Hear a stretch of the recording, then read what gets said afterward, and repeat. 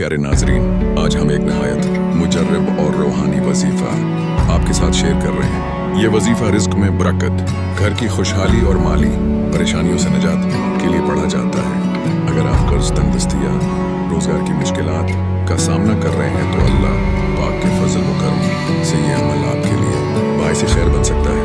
नाज़रीन, सबसे पहले ये बात ज़हन में रखें कि रिस्क देने वाली ज़ात सिर्फ अल्लाह पाक की है।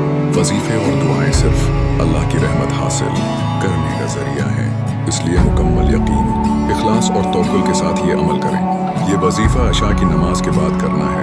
बाजू कबला रख बैठ जाएं और सबसे पहले 3 मुरतबा दरूद इब्राहिमी पढ़ें। उसके बाद सूरह फातिहा 1 मरतबा, सूरह इखलास 11 मरतबा और फिर या वहाब या रज़ाक 313 मरतबा पढ़ें। जिक्र मुकम्मल होने के बाद अपने दोनों हाथ उठाकर अल्लाह पाक से रिज़्क़ हलाल, कारोबार में तरक्की, मुलाजमत में कामयाबी और माली मुश्किलात के खात्मे की दुआ करें।